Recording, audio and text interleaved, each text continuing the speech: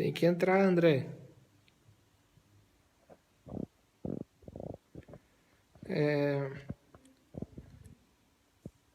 André, eu acabei de convidar aqui. Você tem que entrar.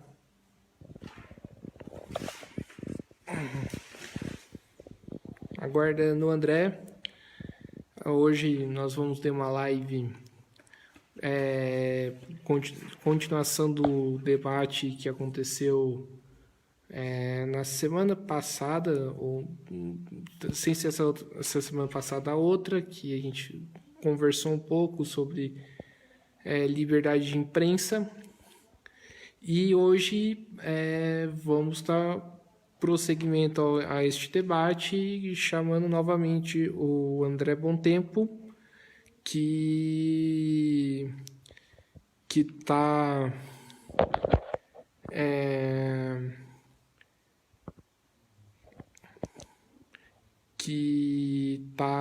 que vai continuar essa conversa que a gente fez agora.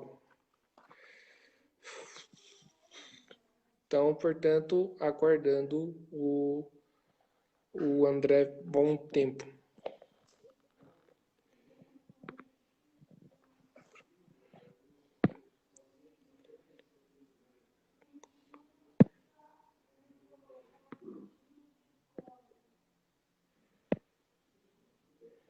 Espera aí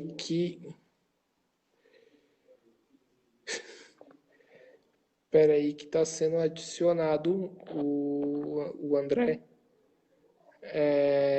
Já já ele vai estar aqui junto com a gente para conversar um pouco sobre a relação entre imprensa e governo Bolsonaro.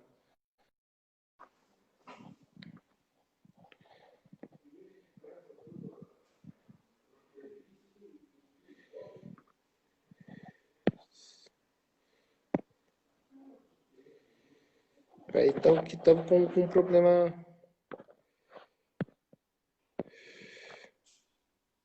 Opa! Opa, maravilha. Tudo bom? Firme e forte, cá estamos para mais uma. Uhum. Então, como eu falei, como tá no convite e como que a proposta dessa live seria fazer uma continuidade daquele debate, né, que fizemos, acho que há 2 semanas atrás, não sei se isso está correto, né? Mais ou menos isso. Tratar um pouco sobre a relação imprensa e governo Bolsonaro, né? A gente abordou na semana passada, há 10 dias atrás, um pouco em relação à questão de liberdade de imprensa ou não. E hoje a gente vai tentar abordar um pouco como que está a abordagem da mídia em relação à questão do governo, né? E você há de concordar comigo, né, que é impossível falar hoje em relação entre mídia e governo sem falar da questão do Covid-19, né? E, assim, o bolsonarismo afirma que os números apresentados pela mídia não são verdadeiros, né? Que Uhum. parece que ninguém morre de outra coisa e todo mundo morre de Covid. E ainda também tem aquela discussão dos governadores, o STF e tudo mais, que o bolsonarismo afirma que estão inflando os números. Por sua vez, a mídia fala os números oficiais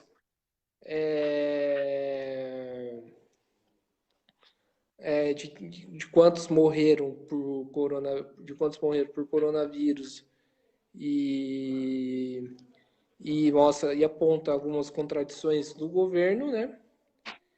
E eu acho que também dá para abordar essa questão de uma outra maneira e também envolvendo os números de não notificados, né? Que o Brasil é o país que me parece que menos fez testes, né?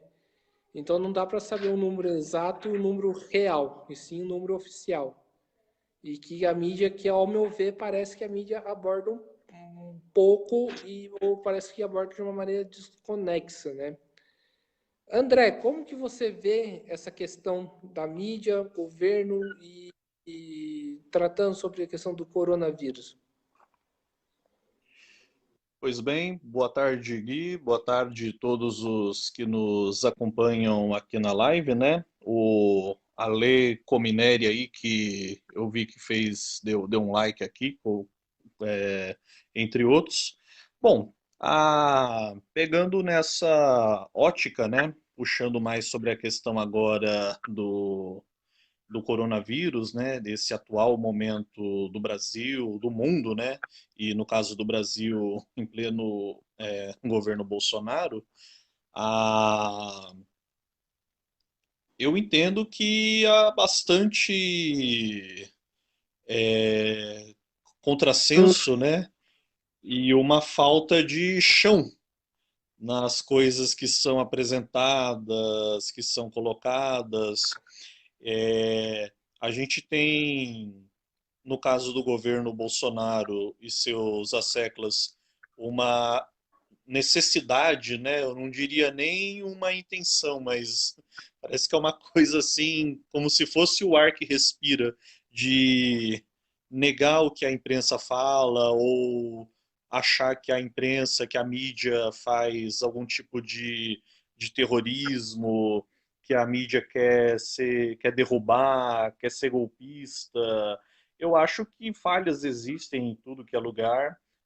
Não estou aqui saudando ou idolatrando os veículos de imprensa. Acho que, né, erros, exageros há em todo lugar.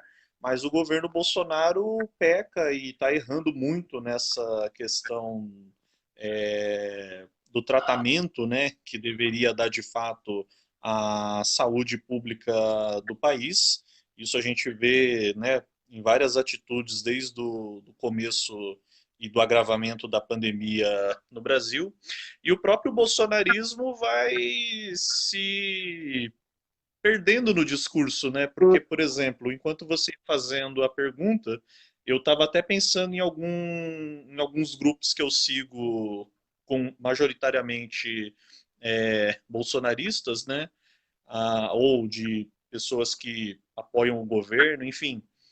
Ao mesmo tempo que eles falam que a imprensa ou que alguns estados, algumas secretarias de saúde exageram nos números, que falam que está tendo mais morte do que realmente está tendo, por outro lado, eles culpam o excesso de mortes pelo fato das pessoas não estarem tomando a cloroquina, por exemplo. Então, quer dizer, tem um contrassenso. Ao mesmo tempo, eles falam que não está morrendo tudo isso, ou que o número é pequeno, ou que não é uma pandemia de verdade, é apenas exagero. Por um lado, eles vêm com esse argumento. Por outro, quando começa a falar que tanto lugar morreram tantas pessoas, eles começam a falar que, olha, tá vendo? Se tivesse tomado a cloroquina, ao invés de 100 mil pessoas, teriam morrido 20 mil, né? Sei lá.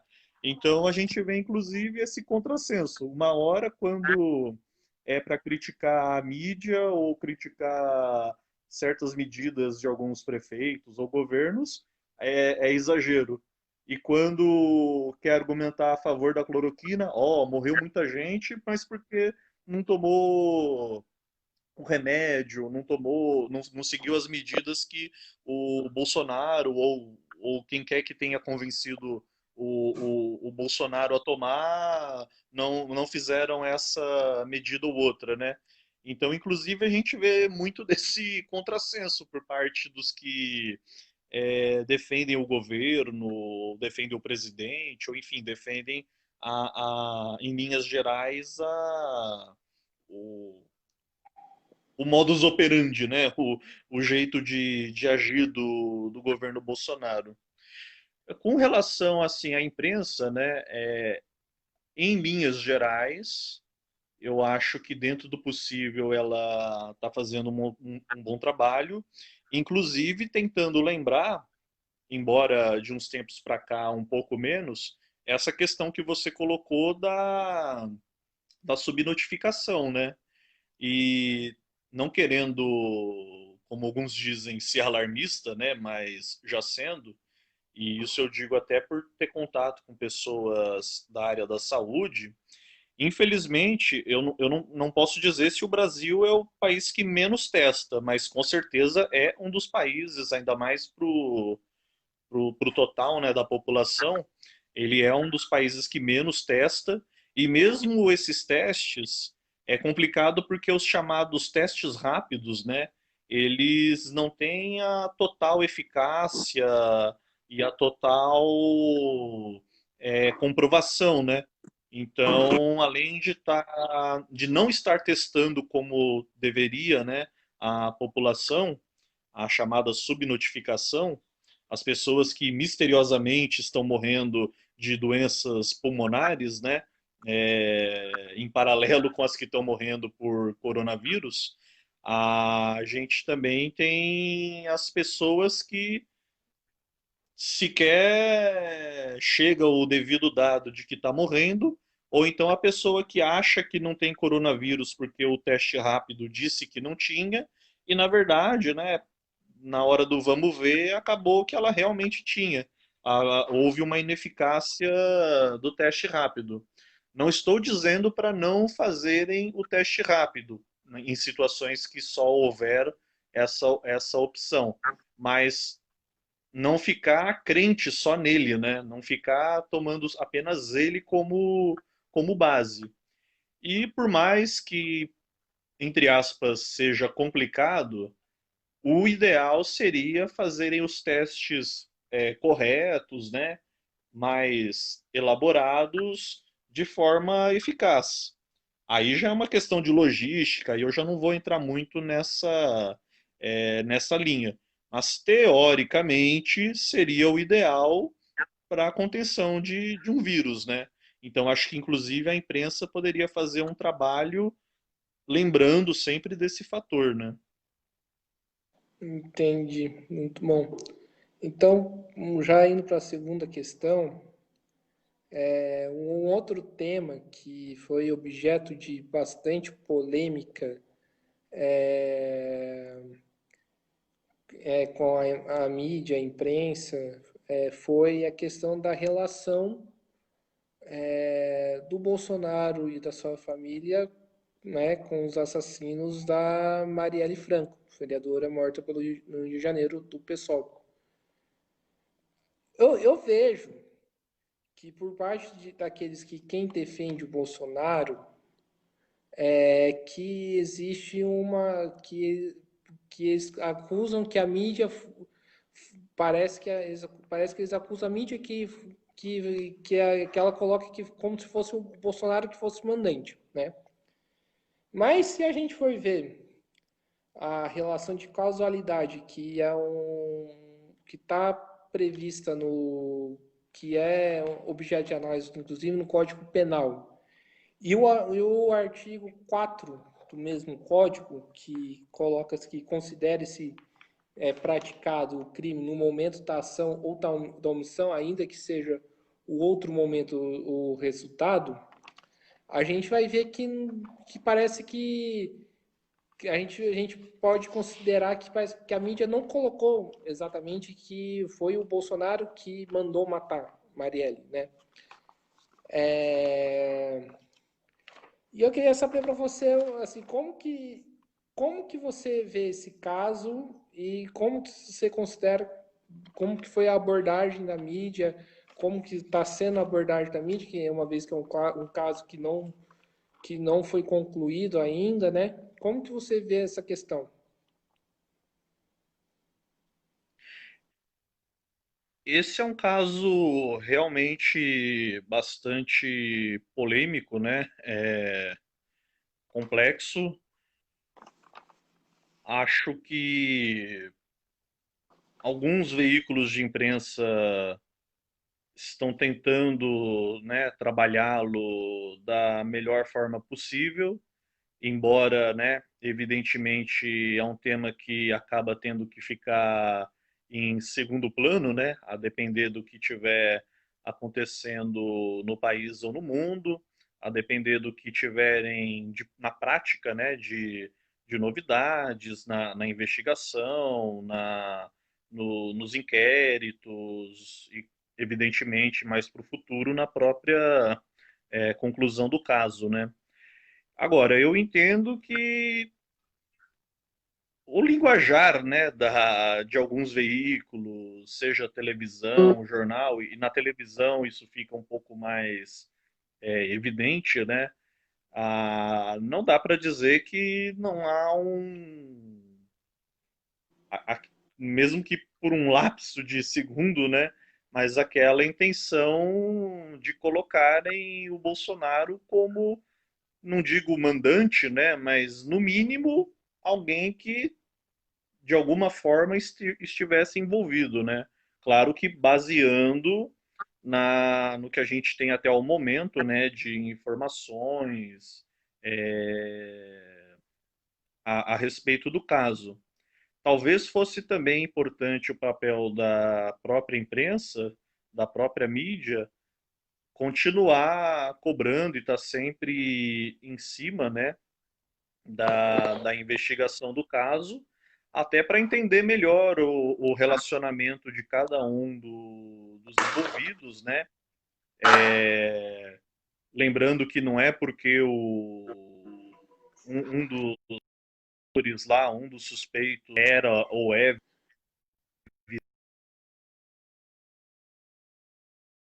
né? Entre outras coisas que foram sendo descobertas, que necessariamente o Bolsonaro tenha mandado matar, né?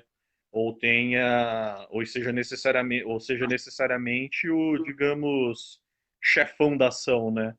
Agora, muitas suspeitas estão levantadas, caso realmente complicado, porque até então os, né, dois suspeitos de terem praticado, né, o crime em si. Agora, os mandantes que ainda é vamos dizer assim, grande mistério, né? Os indícios apontem alguns elementos aí bastante complicados, né? Agora, eu, por enquanto, pessoalmente, assim, acho que ainda é um pouco delicado para apontar o dedo para o presidente ou para quem quer que seja. Ou bater o martelo e falar, foi isso, né?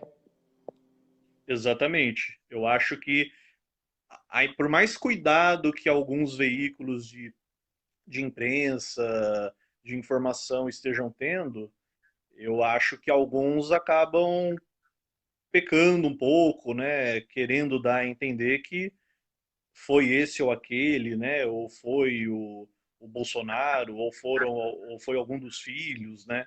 Então acho que esse bater o martelo ainda é muito delicado, muito complicado.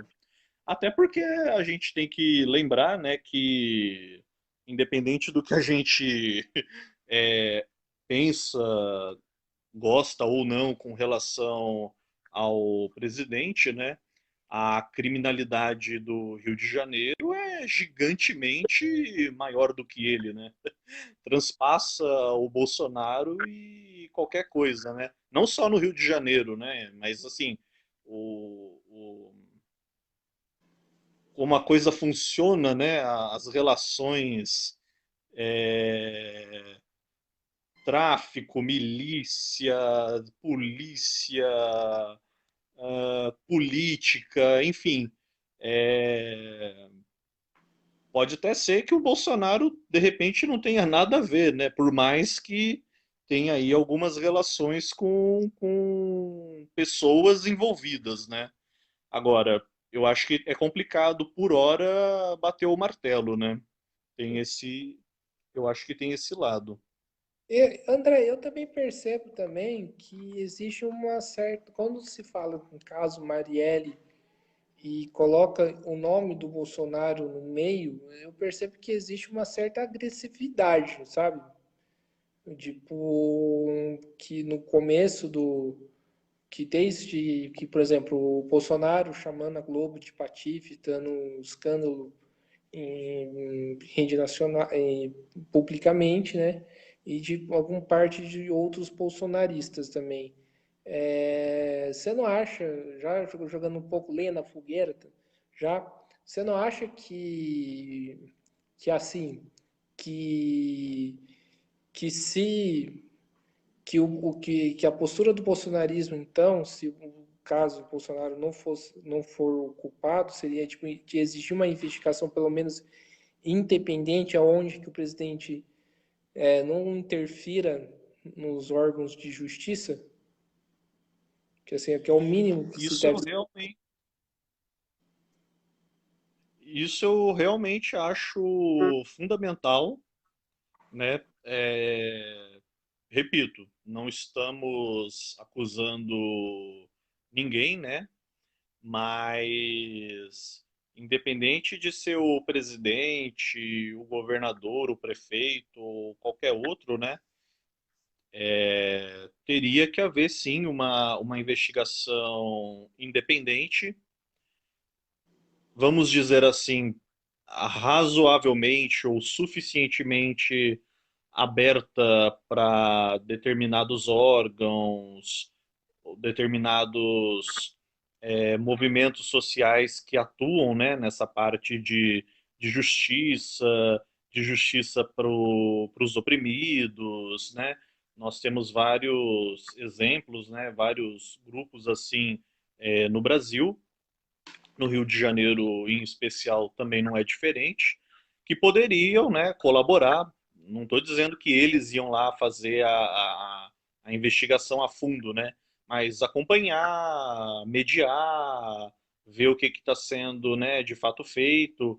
E, evidentemente, né, começou com esse papo de vamos trocar o secretário tal, vamos trocar o delegado tal, a delegada não sei quem.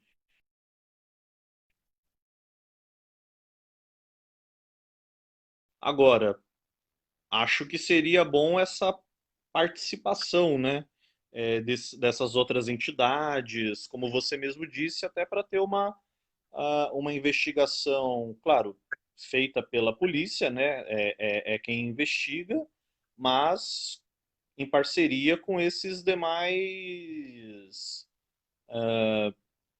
órgãos, né? Até como uma forma de impedir também que a própria polícia ou que a própria é, os próprios investigadores também, porventura, caiam em qualquer tipo de problema, né? Seja no sentido de ameaça ou de corrupção, enfim, as variáveis são muitas, né? Mas eu acho que tem que ser uma coisa realmente, como você disse, independente de governo.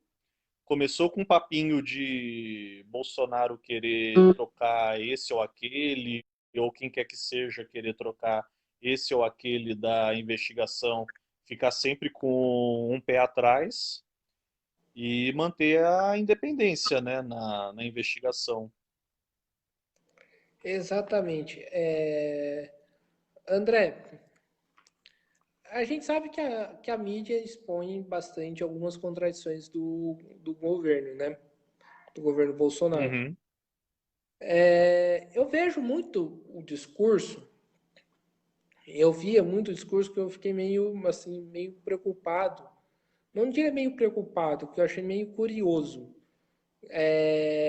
Tipo, muito exaltando a figura do Bonner quando ele vai lá falar contra o Bolsonaro em rede nacional, tudo mais. Sem esquecer os interesses que existem por trás disso, né? Que é importante a gente lembrar que assim que existe interesses por trás desse ataque da mídia em relação ao governo.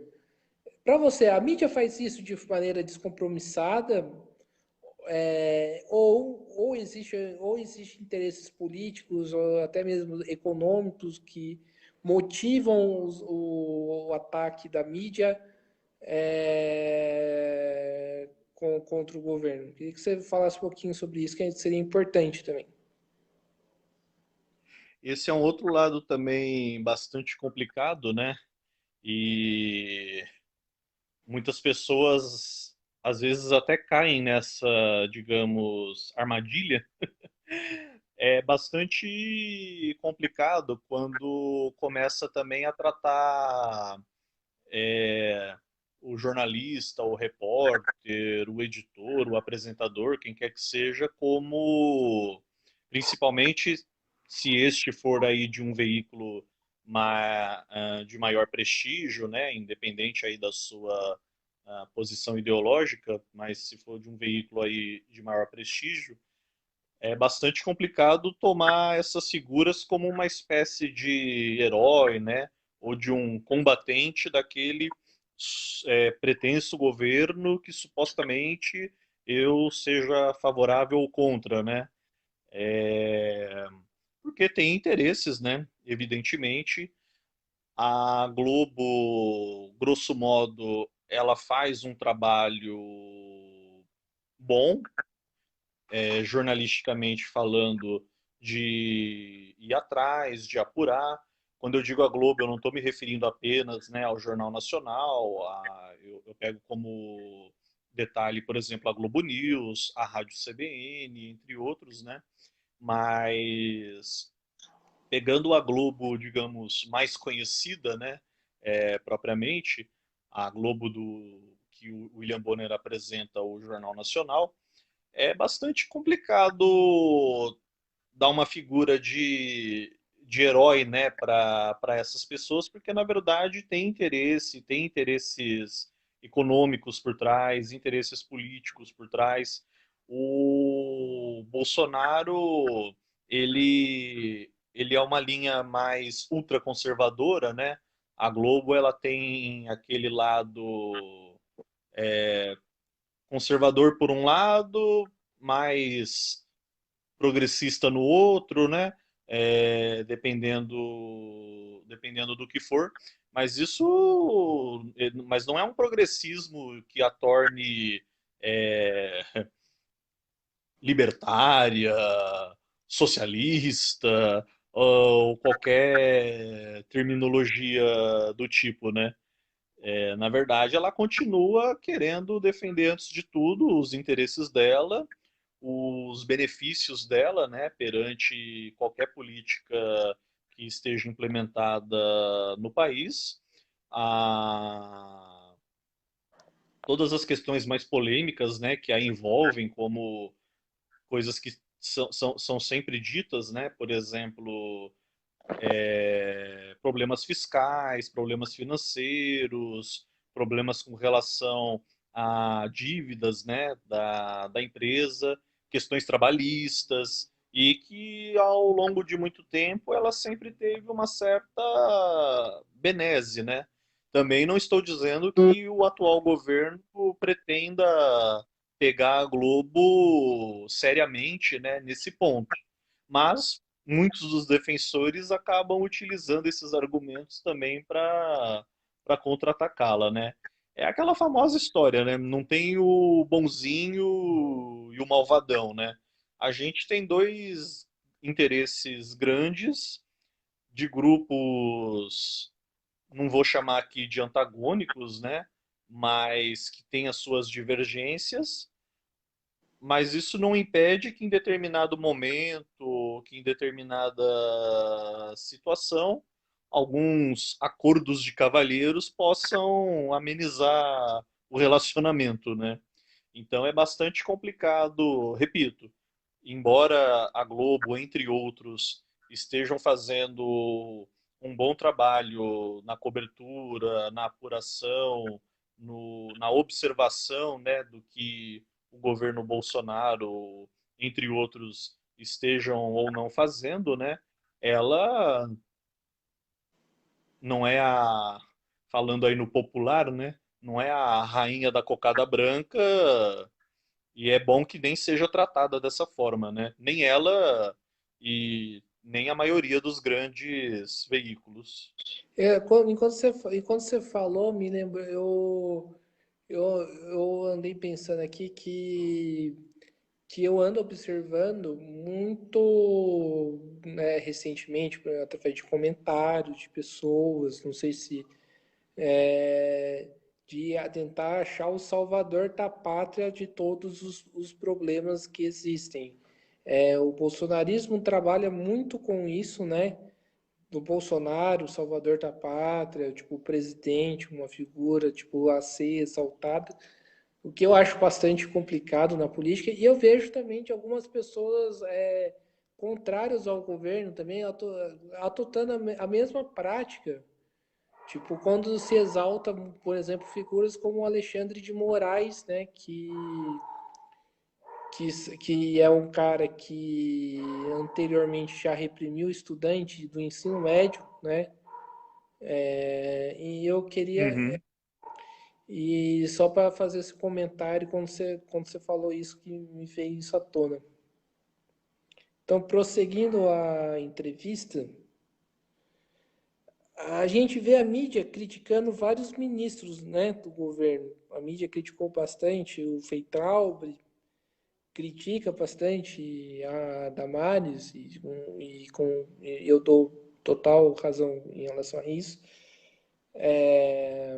Tá criticando muito a questão do Ricardo Salles, é, mas eu vejo que mas tem um ministro em específico que a mídia critica menos ou não critica ou critica faz críticas parciais em relação ao que ele faz em relação à sua agenda, que é o Paulo Guedes, né? É, Eu queria, Uhum. eu queria saber o seguinte, é, como você enxerga isso? Tipo, existe alguma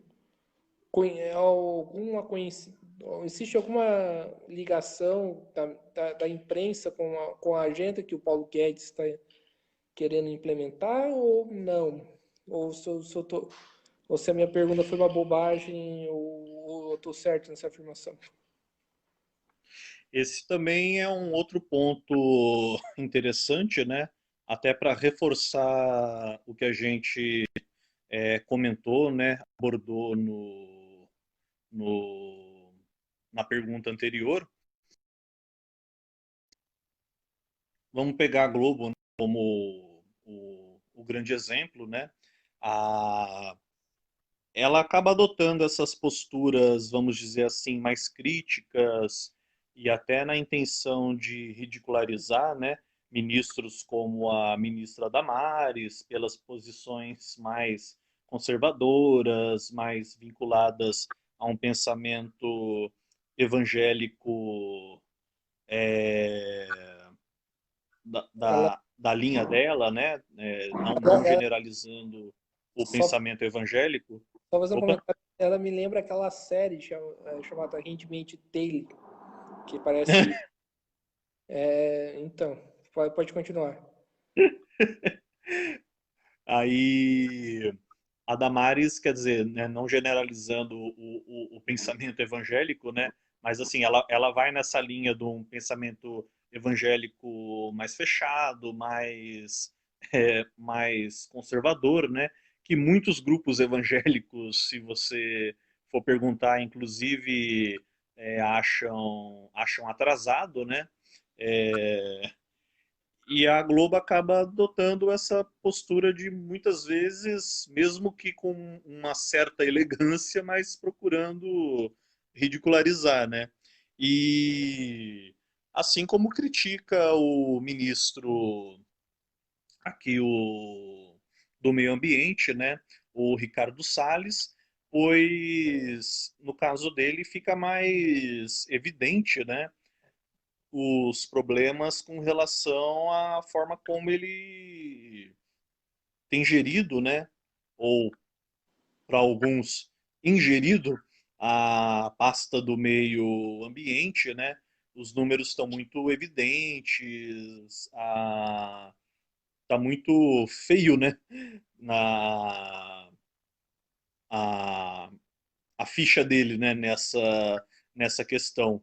Então a Globo acaba não tendo nem meios de acatar, de abraçar um cara desse. No caso do Paulo Guedes, não fosse o fato dele ser um dos ministros, né, braço direito, um dos ministros fortes do Bolsonaro e, pelo menos supostamente, aquele que vai, né, levar adiante o pretenso sucesso que o governo quer ter, no caso dele, a mídia tem as pautas semelhantes, né? As reformas, as políticas econômicas, o pensamento de menos intervenção do Estado, aquela visão, aquele liberalismo para inglês ver, a rigor, né? é, Se aproxima bastante dos próprios interesses da, da Globo, né, entre outras empresas, outros veículos. Então ela acaba tendo uma postura mais próxima, né? Ela não tem muito o que atacar. E do momento que o Guedes, talvez, né, para gente ou para pessoas de outras linhas de pensamento, as coisas que ele fala ou faz sejam é, criticáveis, não são criticáveis do ponto de vista de uma mega empresa como a Globo, né? Então ele acaba, digamos assim, escapando é, de uma abordagem mais negativa. Uma pessoa que é pouco citada, mas que poderia servir de exemplo nesse caso, é a própria ministra da Agricultura. Pelo que eu venho acompanhando, né, comparativamente, e para o que se espera de um ministro, de uma ministra da Agricultura, ela vem fazendo relativamente um bom trabalho. Ela, que eu tenha visto pelo menos, ela não fala asneiras, ela não fala doses de bobagens. Críticas à parte com relação a, a questão dos agrotóxicos, né? Tudo isso são coisas que eu particularmente são políticas que a gente pode, né, até comentar depois num outro momento como questões negativas, mas grosso modo eles não batem muito nessa pauta, né? Eles acabam não entrando muito nessa nessa briga. Então a ministra da Agricultura também é outra que vai numa linha semelhante ao que defende Globo, entre outras grandes empresas. É uma aí que a gente pode também citar como um caso de, se não fosse o vínculo com o governo Bolsonaro, com certeza ela estaria sendo, digamos, mais prestigiada, né, digamos assim, como o próprio Paulo Guedes, né? Mas evidentemente por eles estarem como o, entre aspas, sucesso das políticas deles indicariam um sucesso, né, entre aspas, do governo Bolsonaro, né? Então é claro que a Globo não pode também tem que maneirar com qualquer elogio, né? Eu, pelo menos, vejo um pouco dessa forma, pegando aí os ministros mais em evidência, né, do governo Bolsonaro. Perfeito. André, hoje nós temos alguns veículos de imprensa que a gente poderia considerar bolsonarista, né? Além dos sites que digamos assim, das mídias independentes, que depois a gente pode tratar depois das fake news, se são fake news ou não, que é um outro debate que teríamos que fazer. A gente tem, por exemplo, mídias assim, algumas mídias oficiais, assim como, por exemplo, a Record, né?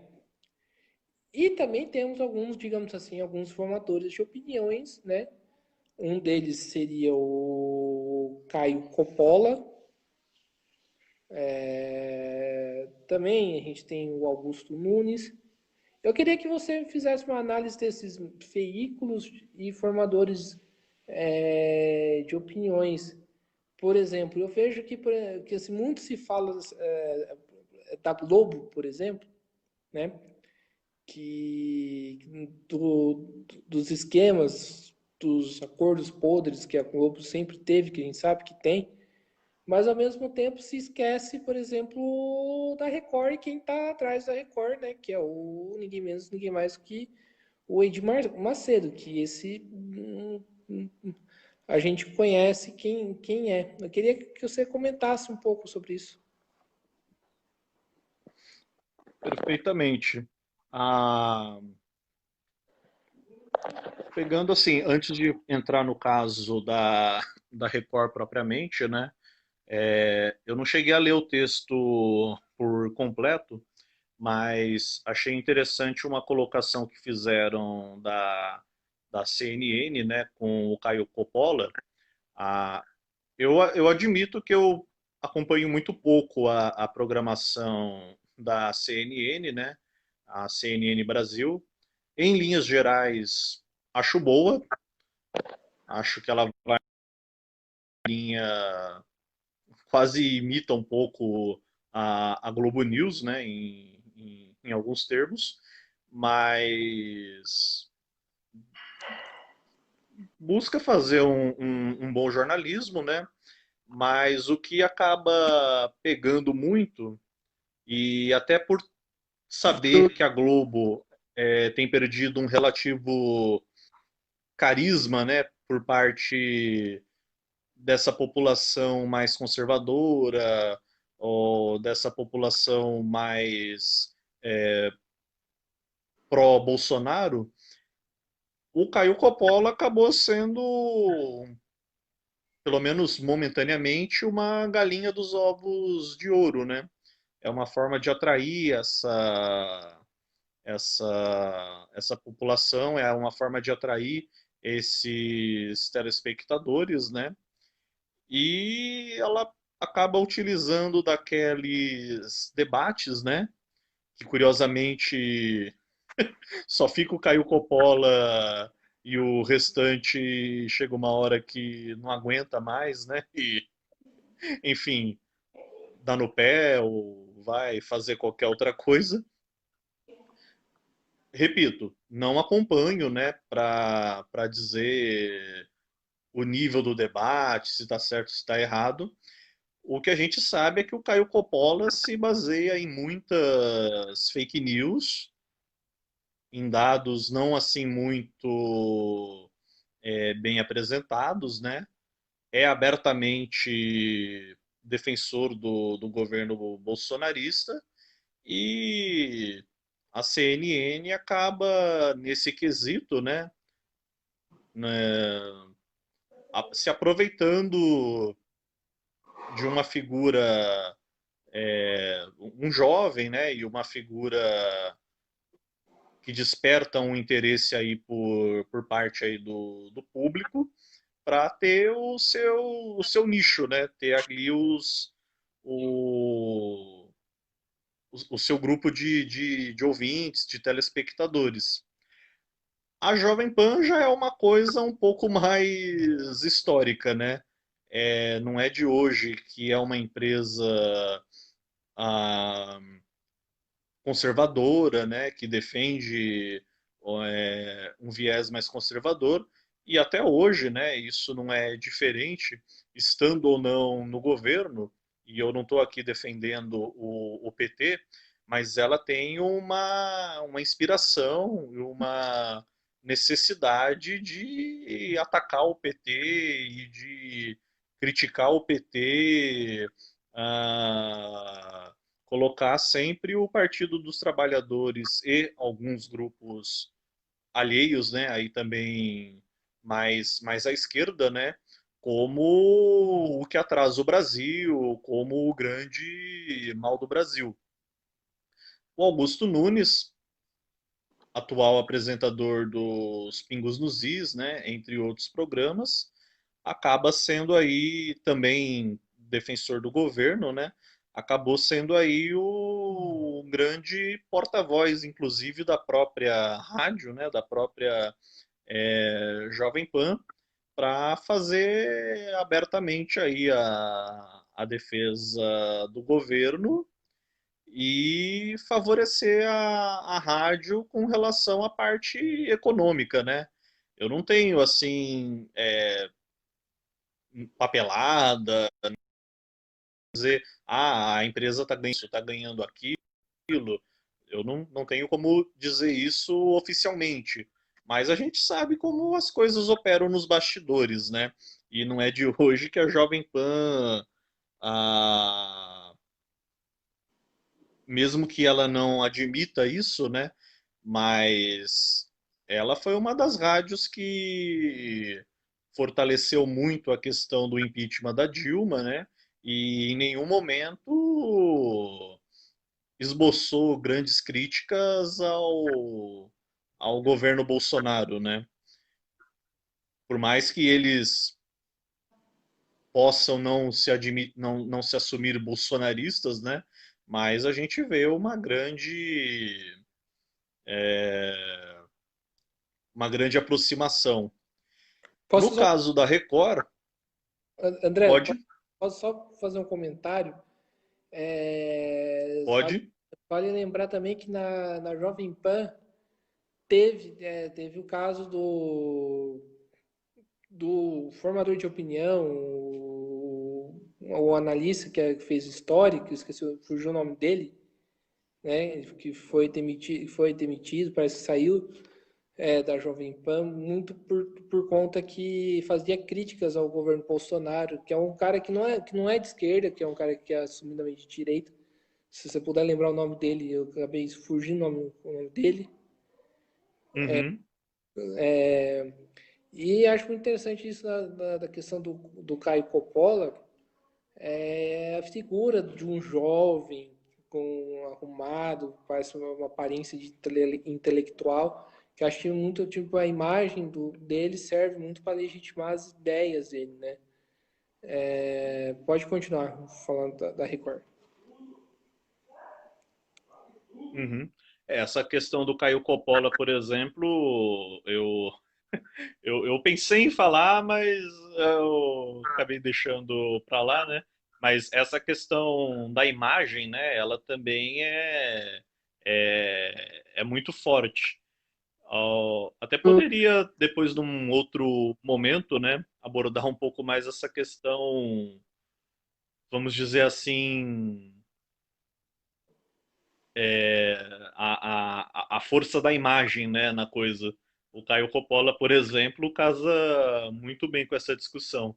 Mas seguindo a questão da Jovem Pan, né, nós tivemos, por exemplo, embora o primeiro que eu vou citar foi por outros casos, né, mas ele também já estava aos poucos ficando um pouco queimado por conta das críticas ao Bolsonaro, é o Reinaldo Azevedo, que era o apresentador original, né, do programa Os Pingos dos Is, mas nunca demonstrou nenhuma amores, né, nunca demonstrou nenhuma estima pelo Bolsonaro e pelo que ele representa. E o outro, o professor Marco Antônio Villa, né? O professor Marco Antônio Villa, totalmente antipetista. Na época que o PT estava no governo, ele fazia uns comentários assim que, com todo respeito, parecia que ele ia ter um ataque de cólera. Mas depois, com o governo Bolsonaro, embora a cólera tenha dado uma diminuída, né? Mas ele continuou com críticas e críticas muito contundentes, né? Como é do seu feitio, até o ponto da empresa, né, visivelmente mais vinculada ao governo, ter que mandá-lo embora, né? Ter que demiti-lo também por conta disso, né? A Record também é outro caso curioso, né? Porque ela bebeu muito do governo Lula e Dilma, né? Eu admito que eu não sei, assim, não saberia colocar exatamente como era a relação dela com governos anteriores, né? Mas pegando o de Lula para cá, eles tinham uma boa relação. Tanto é que o senador Crivella, da Igreja Universal, e um dos nomes que também está por trás dos interesses da Record, era da base, né, do governo Lula, começou também sendo base do governo Dilma, mas quando a crise veio, a crise de popularidade veio e todas as polêmicas vieram, né, a, começaram a adotar ou readotar, né, o discurso mais conservador que sempre tiveram, mesmo sendo na época que apoiavam, né, o governo PT, o governo PT, resgataram, né, esse, digamos, discurso mais conservador deles e buscaram correr então o famoso pular do barco, né?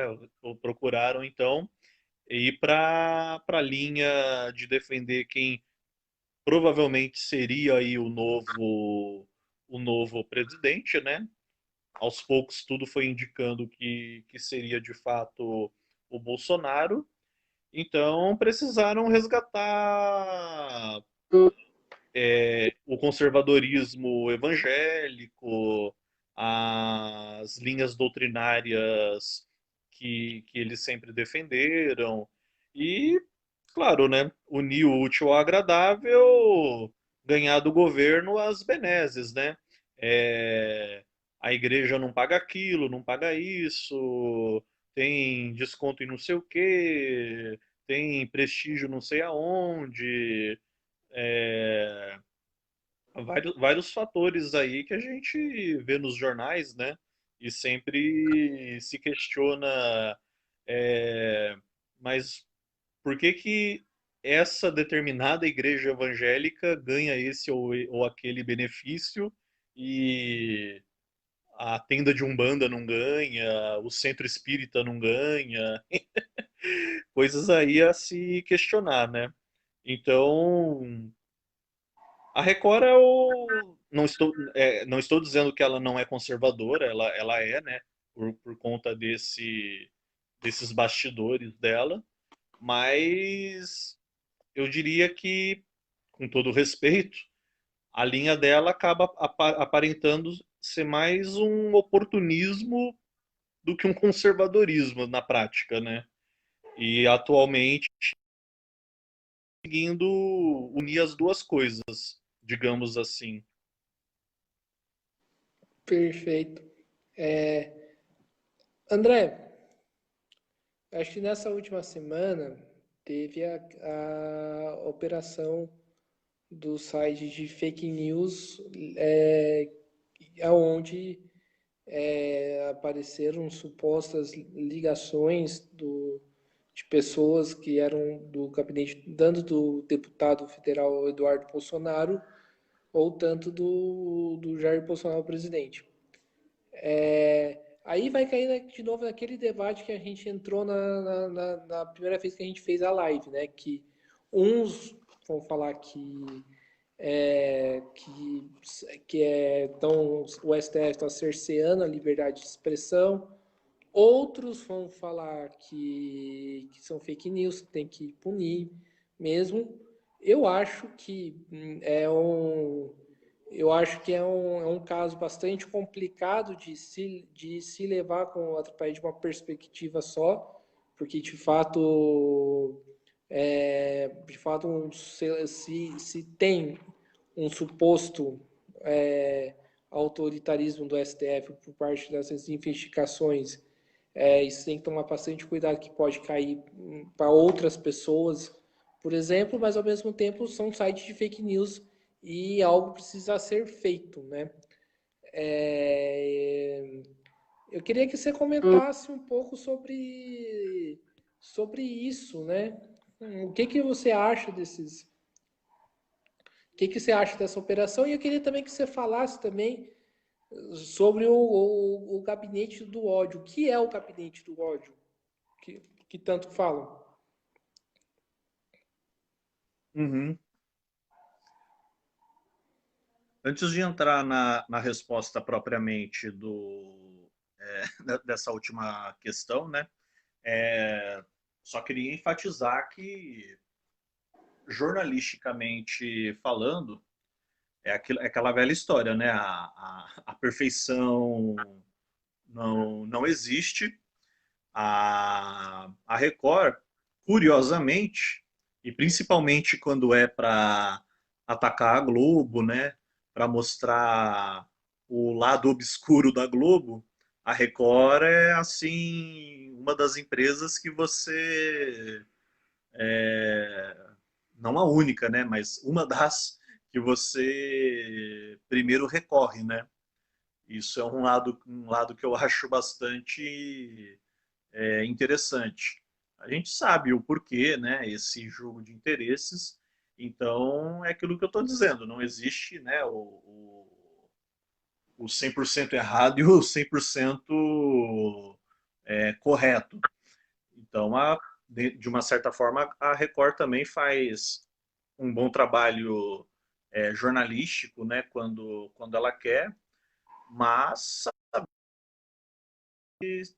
desses problemas, né? Esse relacionamento com a política de acordo com o interesse, com a necessidade do momento dela. Entrando na questão propriamente, eu acho delicada essa operação, porque realmente ela precisa, a justiça tem que agir de algum jeito contra as chamadas fake news, né? Agora, a questão é a força que o STF ganha ao determinar o que é fake news, o que deve ser investigado, o que deve ser derrubado, censurado, etc. e tal. Porque, vamos colocar aqui as claras, né, dá muito poder também para essa turma do STF, e, ao meu ver, é uma coisa bastante complicada. De novo, o velho jogo de interesses. O STF, ele basicamente reúne aí uma cúpula de juízes, grosso modo, competentes, grosso modo, defensores do Estado Democrático de Direito, mas em vários momentos, né, nós vimos, inclusive, discursos, né, que soaram bastante carreiristas, bastante. Agora me fugiu a palavra, É difícil. corporativistas, né, a defender a classe, defender os seus iguais, né, e o resto que se esculhambe. Então, também dá muito poder para o STF e é complicado, né? Até porque agora há um relativo pé de guerra com o atual governo, por conta aí de grupos do próprio governo ou que apoiam, né? Que fazem ações, inclusive ações físicas, né? Como aquela história dos fogos de artifício no, no STF, manifestações esquisitas aí que andaram realizando, E vários vídeos, né, sem pudor nenhum, xingando os ministros das coisas mais esdrúxulas, ou então alguns ameaçando literalmente sair no braço, pegar na porrada, qualquer termo aí que queiram utilizar, né?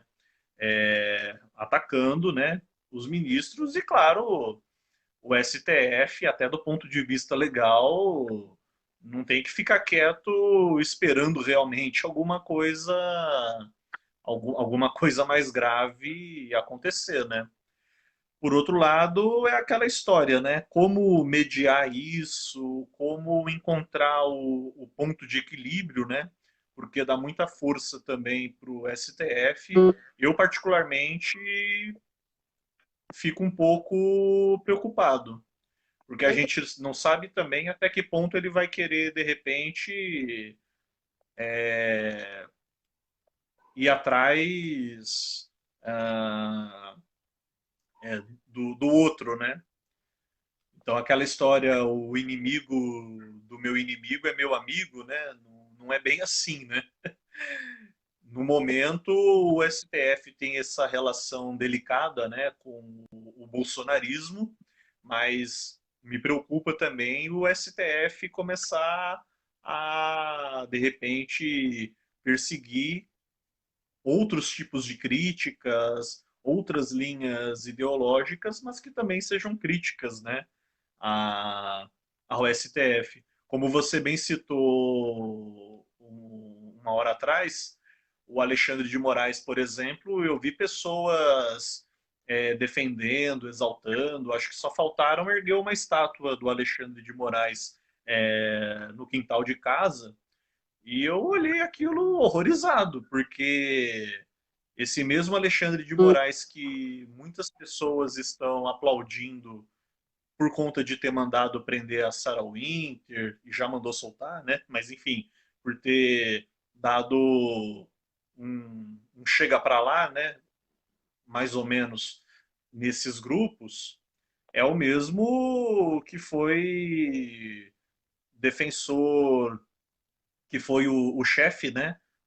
Logo abaixo do governador, foi o chefe da polícia militar, da polícia estadual, né, de São Paulo, e a gente sabe o histórico violento e negativo, né, que grande parte da corporação, né, principalmente em momentos de manifestações, carrega, né, as arbitrariedades,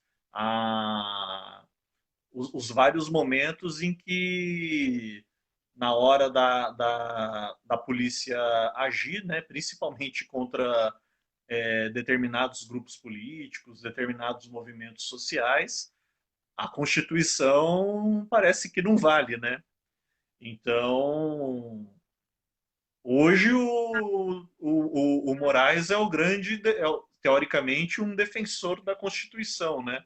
Mas quando secretário de Justiça consequentemente, chefe, né, da, da polícia e tudo mais, nós vimos situações bastante complicadas aqui no estado de São Paulo, né? André, posso então, continuando pegando meados dessa discussão, falar que existe Pode? hoje uma disputa de autoritarismo? Porque ao mesmo modo, a gente, como você muito bem disse, não pode dar muito poder ao STF e sua lógica arbitrária de decidir o que é fake news e o que não é.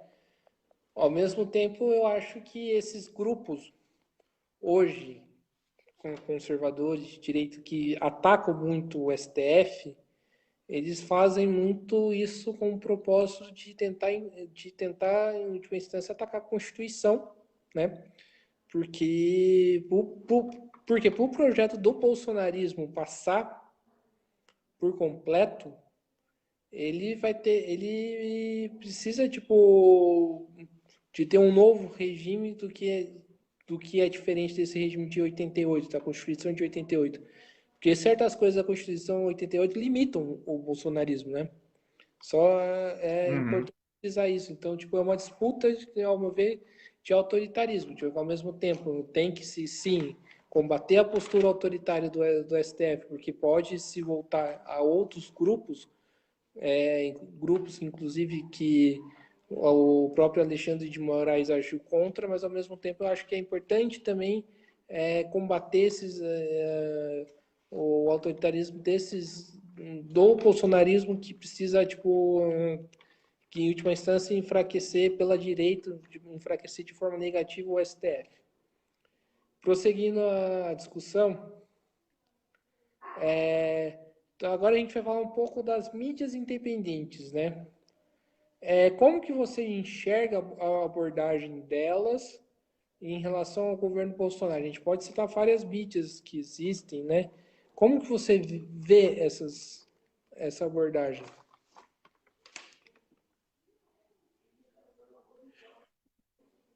Bom,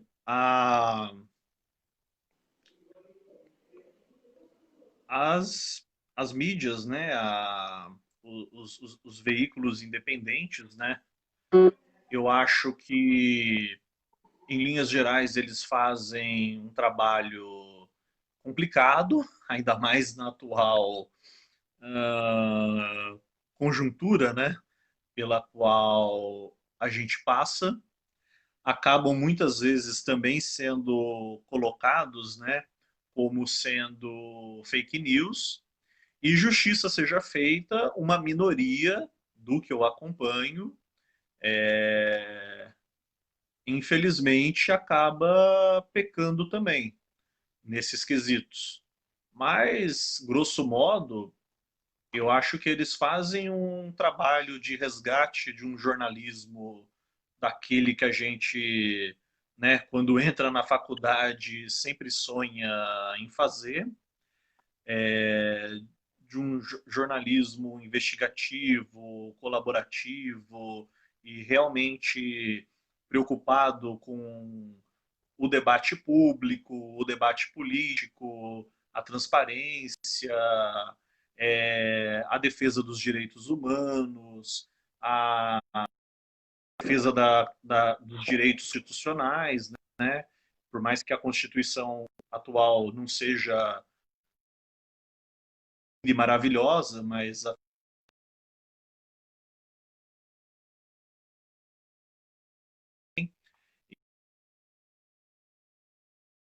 possível seguir por essa linha, né? E temos o Brasil de Fato. Me fugiu agora se eles ainda têm a versão impressa. Eu acredito que sim. Mas enfim, a gente tem as versões mídia digital também deles. Ah, nós temos o Esquerda Diário, nós temos agora fugiu o pragmatismo político. No começo, o pessoal criticava muito pelo vínculo com o governo do PT, mas eles continuam mantendo um trabalho muito bom e muito firme com ou sem o PT no governo, né? E diga-se de passagem, acho que eles têm até melhorado, né, relativamente falando. Ah, temos jornais de sindicatos, de grupos políticos, né, de partidos, todos esses são imprensas independentes, né? Não dá para dizer que tudo que é sindicato, que tudo que é esquerda se resume a PT. Até porque aqueles que são muito vinculados ao PT, eles também acabam mostrando o lado negativo deles, né? Então isso é uma coisa que eu acho bastante interessante. Então aqueles veículos independentes que buscam fazer um bom trabalho é, na linha do jornalismo político, econômico, da denúncia e, né, respeitando os princípios democráticos, os princípios dos direitos humanos. Acho que eles buscam fazer isso de forma muito boa e dificuldades à parte, né? Estão tentando. Grosso modo, eu não vejo fake news produzidas por eles e posso até dizer que nem eu, nem o meu computador, até porque tem programas, seja tanto de detecção de vírus, entre outros, que vasculham os sites, né, para ver se tem conteúdo esquisito, né? Quando você joga um blog que ele acaba identificando que tem informações estranhas, né, ao que os jornais, vamos dizer assim, tradicionais, tradicionalmente sérios, né, tem. Então ele sempre acaba dando até uma avisada, né, pro leitor. Ele não está dizendo que aquilo é totalmente infundado ou mentira, mas ele já te avisa para, opa, pera lá, né? Olha, mas olha com o pé atrás. Então são coisas. Não estou dizendo que é algo lindo e maravilhoso, mas eu acho que é alguma coisa que já contribui também, né? De certo modo. Em linhas gerais, acho que a imprensa, né, os veículos de comunicação alternativo vem buscando fazer um bom trabalho e estão fazendo um bom trabalho, né? Antes que alguém pergunte, né, dos que eu citei, antes que alguém pergunte sobre a Carta Capital, eu acho que a Carta Capital ela já adquiriu uma estrutura que eu agora não chamaria mais de imprensa independente. Eu acho Alternativa. que ela faz um bom trabalho, mas eu acho que ela já ela tem uma outra linha, né, editorial das grandes mídias, né, mas eu particularmente já não colocaria ela assim como mídia independente, né. Eu acho que ela já conseguiu chegar num outro patamar, né? Até porque, diga-se de passagem, PT ajudou, né? Perfeito. André, ultimamente eu tenho vendo que as pessoas elas têm muito costume de ler as notícias e de não pesquisar sobre o tema, né? Um exemplo disso é o caso do exemplo disso é o da Marielle Franco, né? Uhum. E também dessa relação meio coisa que do envolvimento Bolsonaro e milícia e tudo mais, que você bem disse aqui. Essa, a gente sabe que muitas pessoas elas não têm tempo e não têm o hábito de fazer essa pesquisa. E que isso é um.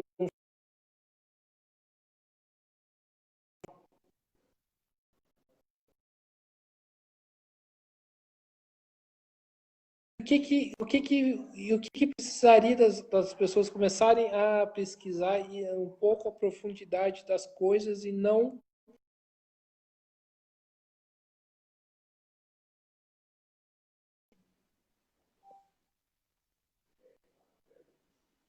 O que você acha sobre isso? É bastante delicado, porque desde sim, informações mais notícias, informações mais sérias ou robustas, né, do ponto de vista de um verdadeiro interesse público, até jornais de fofoca, de, digamos assim, amenidades, né, costumam, costumam ter esse detalhe, né? Você manda em determinado, determinada rede social, num WhatsApp, num Telegram, enfim, nesses aplicativos de comunicação direta, né, de comunicação rápida, e acaba, infelizmente, não tendo a devida apuração. A pessoa recebe aquilo, a maioria lê o título, se já gostou do título, já joga para frente. Dependendo de quem ela recebeu, ela parte do princípio que aquilo é verdadeiro. Ah, porque foi o meu sobrinho que. Ah, porque foi o meu crush que mandou, já manda para frente. E isso não é, né, eu diria que tenha piorado, talvez, não sei dizer, mas isso infelizmente não é do governo Bolsonaro, né? É um fenômeno que infelizmente já existia e foi o que, né, possibilitou o que hoje é o governo Bolsonaro, né? É, então teria que fazer uma coisa que eu defendo e que com certeza geraria muita polêmica, muita dor de cabeça, é que a grade curricular, desde criança, desde o fundamental, além do básico, né, matemática, geografia, história, blá blá blá blá blá, blá tivesse, né, pelo menos uma vez por semana, aulas que ensinassem, né, desde o começo, pelo menos o básico para as crianças, seja na rede pública, na privada, jornalismo, imprensa, né, sociologia e filosofia já tem em alguns lugares, né, complementar com tudo isso, direito, psicologia talvez, não digo logo no começo, né, mas talvez do ginásio para frente, algumas disciplinas, né, que poderiam, ao meu ver, favorecer essas questões, né? Não estou falando para colocar um vídeo de 1 hora do Habermas falando para uma criança de 6 anos de idade, não é isso. Mas pegar alguns conceitos, né? Inclusive os professores, os educadores saberem utilizar da própria cultura pop, né? Ou daquilo que está no dia a dia das pessoas, para ir mostrando esses lados, né? Fazendo uma comparação um pouquinho torta, né? Mas era um pouquinho o que o Paulo Freire fazia, claro que com uma outra intenção, né? Mas no caso para alfabetizar adultos. Mas no caso não deixa de ser uma espécie, né, de alfabetização. Agora, aqueles que já estão viciados nisso, né, é, aí, infelizmente, eu não sei muito assim qual poderia ser a saída, né? Lavagem cerebral, talvez, porque infelizmente aquelas pessoas que já estão no vício, né, desse compartilhamento, desse gosto pela fake news, né? Da leitura é, é, da leitura rápida, do compartilhar sem saber direito o que está compartilhando. Isso, aqueles que já estão, né, infelizmente, nesse caminho, a jogada já é mais complicada. Se a gente não conseguir salvar os, digamos, mais velhos, né, vamos pelo menos tentar salvar os mais novos, né? Pelo menos eu, eu imagino, né, gostaria que pudesse ser assim. André, você já falou um pouco, né? E queria que você falasse um pouquinho mais. Você vê alguma possibilidade de apaziguamento entre relação mídia e Bolsonaro? Ou você vê que esses dois setores vão estar sempre em constante tensão? E se tiver uma possibilidade de apaziguamento, em base ao que vai se apaziguar? Uhum. Bom, na atual situação, até por conta, né, da gente não saber ao certo como vai evoluir, né, essa questão da pandemia, por mais quanto tempo, né, da forma como as coisas estão, a forma como o presidente Bolsonaro e seus apoiadores agem, as ações que o governo faz ou deixa de fazer nesse atual cenário, eu entendo que a relação com Globo, Folha de São Paulo, Estadão, entre outros, vai, não digo azeda, né? Mas vai continuar com os seus, as suas amarguices, né? Desse jeito meio capenga, né? Eu acredito que vai continuar dessa forma. Pegando a Globo mais como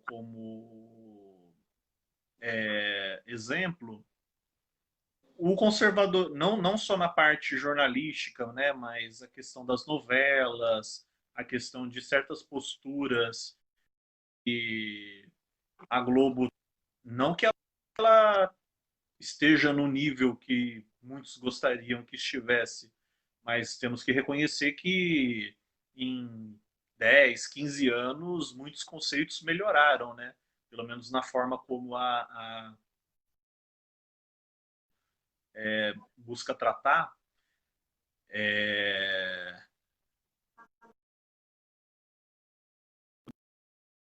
o da Globo, muito o bolsonarismo, e ela ainda é alvo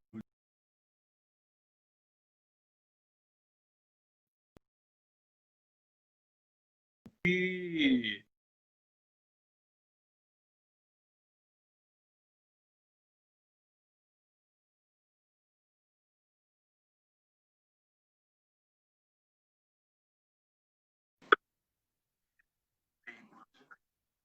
Jair Bolsonaro, o governo Bolsonaro. O que poderia provavelmente dar uma melhorada nessa relação seria o Bolsonaro abrir mão, acho que seria um pouco difícil, mas talvez baixar um pouco a bola, dar uma diminuída no discurso, na linha conservadora, nas ofensas, nas críticas muito dirigidas a esses grupos, né, a esses veículos, e pautar o que supostamente era para ter sido feito desde o governo, desde o começo do governo, né, através do Paulo Guedes, e intensificar essa política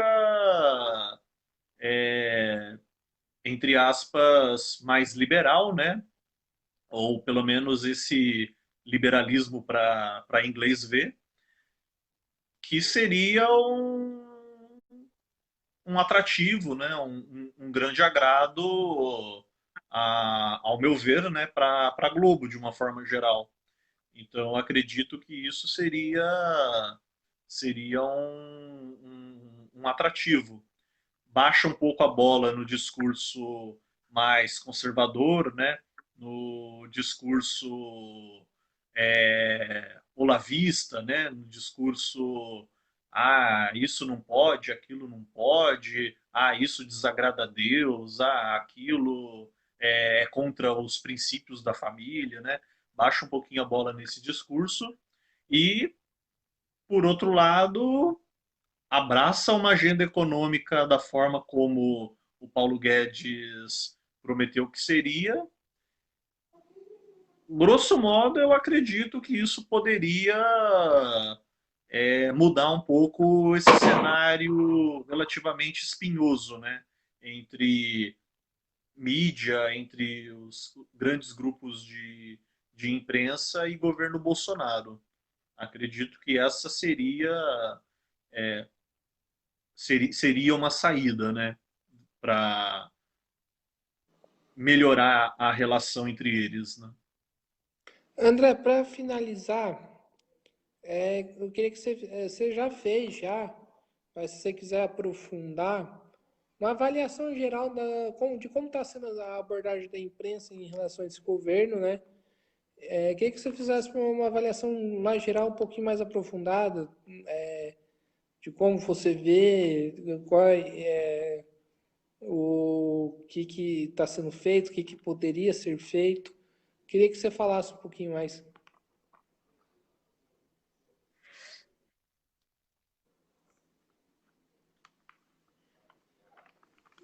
Eu acredito que, né, cada um ao seu estilo, a, ao seu formato, né, estão fazendo um bom trabalho, mas eu sinto falta, já que é para debater, já que é para colocar a coisa, né, na pauta do dia e questionar doa quem doer, eu acho que seria extremamente interessante os veículos de imprensa, né? E aí eu vou pegar novamente a Globo aí como um exemplo e pegar a Globo News, né? Grosso modo, são jornalistas com uma posição assim, alguns mais centro-direita, outros mais male-male, vamos chamar assim, de, de centro-esquerda, né? Forçando aí um pouquinho a barra, mas vamos colocar mais ou menos nesse viés. Mas seria interessante, por exemplo, chamar os outros tantos espectros filosóficos, políticos, intelectuais, para realmente alavancar, né, o debate, as discussões, não ficar apenas uma ou duas linhas de pensamento, né, para debater ou questionar determinados assuntos, determinadas reportagens, fatos do cotidiano, conhecendo, né, o funcionamento dos órgãos de imprensa, né. Eu sei que muitas vezes, às vezes não é nem falta de vontade, né? Envolve muito recursos, tempo, né? Equipe, mas isso, por exemplo, né? Ouvir opiniões diferentes, eu acho que é praticamente de graça, né? Não custa muito, né? A, A Globo, por exemplo, ela escuta os médicos, mas, grosso modo, eu só vejo ela escutar os médicos que vão defender aquilo que previamente ela quer que seja defendido, né, com relação ao coronavírus. É, de repente até é bom, claro, não vai chamar qualquer louco aí, né? Mas chama um médico mais ou menos, né, bem gabaritado, que tenha algum nome, né? E seja aí um defensor das políticas do governo, né? Explique por que é e coloque aí uma discussão, né? Abra aí uma discussão. Acho que isso são práticas, né? São políticas que podem ser bastante interessantes e simples de se fazer.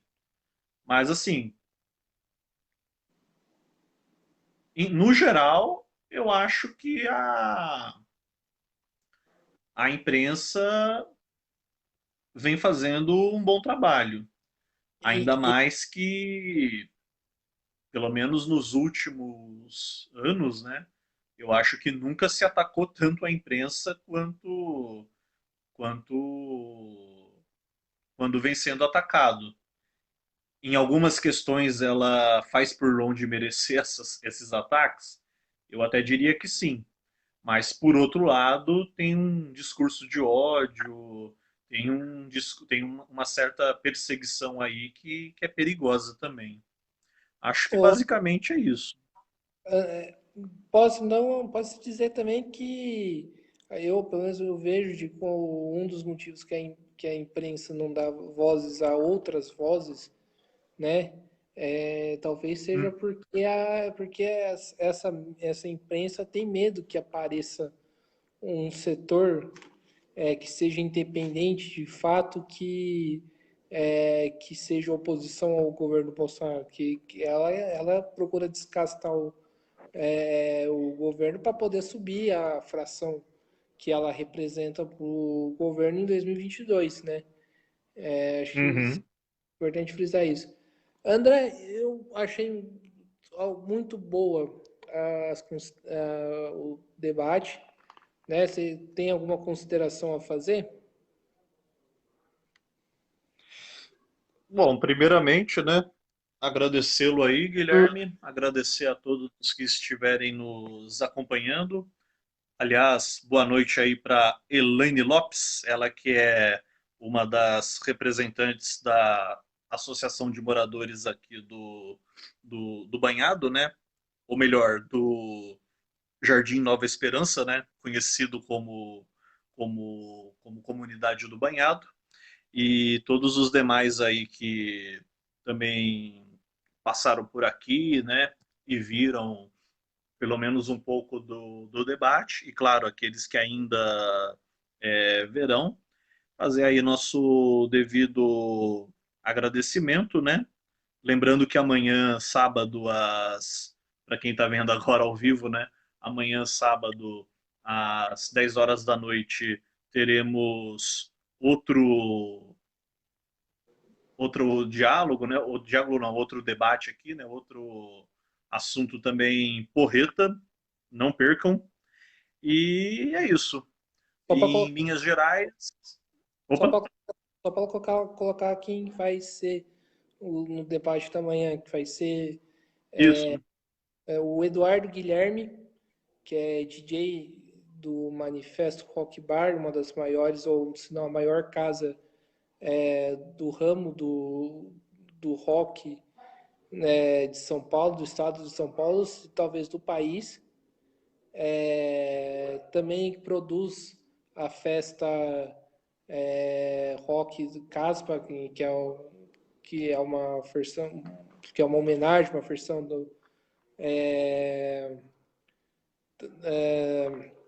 uma música do The Clash e que é apresentador do programa Locals Rock Show. E também vamos ter a participação também do Luiz Arthur, vocalista da banda Hitmaker. André, antes de fechar, Hum, acho que é importante falar aqui que hoje, infelizmente, né, o país passa vai chegar, ou hoje, amanhã, como que amanhã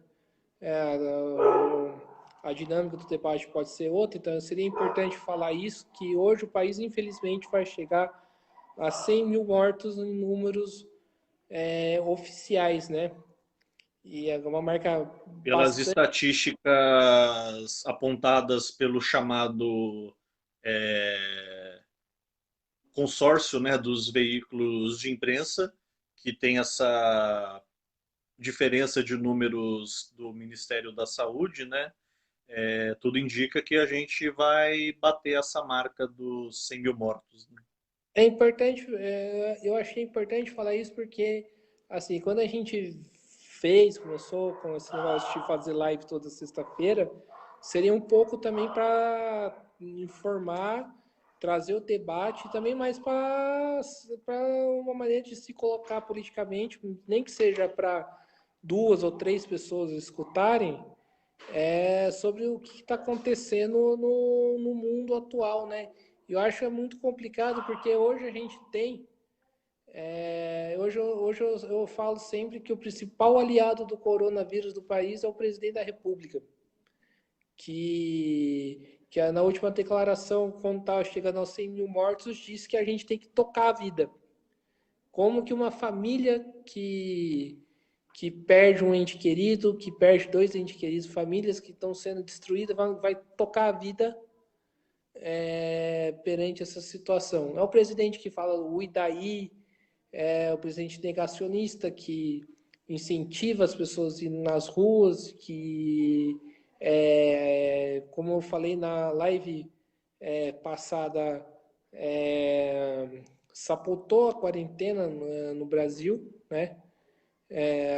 Essa quarentena, que é uma quarentena, por sua vez, uma quarentena frouxa, que não atende a todos da classe trabalhadora, impondo que a classe trabalhadora saísse às ruas tendo que trabalhar porque não foi capaz de oferecer nenhum apoio concreto, né? E também falha crítica também aos governadores e aos prefeitos que ainda de uma maneira diferente estão incentivando também a abertura do comércio, sendo que não tem nenhuma condição no país que na quinta-feira bateu a marca acho que de 1.300 mortos ou 1.400 mortos e ia ter uma abertura do comércio, né? E a gente sabe os interesses que estão por trás disso. Hoje a gente hoje também hoje também se discute também a abertura das escolas estaduais e algumas escolas privadas, como muito bem disse o professor Chicão, não tem condição de acontecer essa abertura, que pode acontecer que pode aprofundar esses números, né? Uhum.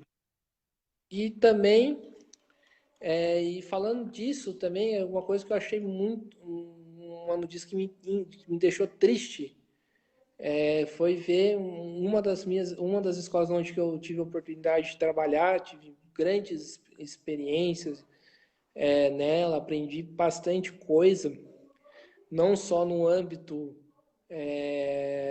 da profissão de professor, mas também no âmbito da vida como um todo. A escola, que é a Escola Estadual São Paulo, é a escola mais antiga do estado, servir de laboratório para o governo reabrir as escolas, né? Essa escola ainda é muito triste, porque essa escola em 2013 foi uma das primeiras manifestações de junho de 2013, aconteceu nessa escola. Não sei se você sabe. Antes de ter todas aquelas manifestações, uma das primeiras manifestações foi nessa escola. E hoje essa escola serve de laboratório para política, para implementar a política do governo Dória, mas também da política do governo Bolsonaro, que querem a abertura de tudo em pleno, como acontece mais de 1.400 mortes. É importante falar também, né, que as covas que nos meses anteriores que a gente viu sendo abertos é para colocar a população lá dentro, né? Colocar pai de família, colocar mãe de família, colocar trabalhador, colocar jovem lá dentro, porque essa política do governo é importante a gente ressaltar isso e se posicionar perante essa situação complicada que o país está vivendo. Você queria colocar alguma coisa? Eu, em linhas gerais, concordo, né, com as suas colocações. Realmente é uma situação bastante preocupante, né? Tudo isso que está acontecendo, mas só vou aqui resumir, né? De falar assim de forma bem resumida. Claro que a gente quer ter esperança, né? Mas vendo as coisas como estão indo, é aquela velha frase, né? O que começou errado dificilmente vai terminar certo, né? Então a gente está vendo aí nessa triste prática a aplicação dessa frase, né? É, se, É depend, isso. se depender do governo, dos governos, tanto federal quanto estadual, o coronavírus já venceu. Essa que é a realidade. Enfim, acho que foi muito bom agradecer, que acho que é um debate, como eu falei na live que a gente começou a realizar aqui, é um debate importante de ser feito, importante de entender ele, de até porque para depois se posicionar. Agradecer o debate, assim como o outro, foi de alta qualidade, e lembrar também que amanhã vai ter uma live que a gente vai discutir um tema um pouco mais diferente, que vai ser um tema de cultura, que vai envolver tanto o Eduardo Guilherme e DJ do Manifesto, e tanto o Luiz Arthur, vocalista da banda Hitmaker. Enfim, acho que é isso. Acho que já podemos já encerrar com a live. Perfeitamente. Obrigado aí a todos e até a próxima. Até a próxima. Até amanhã. Vamos encerrar.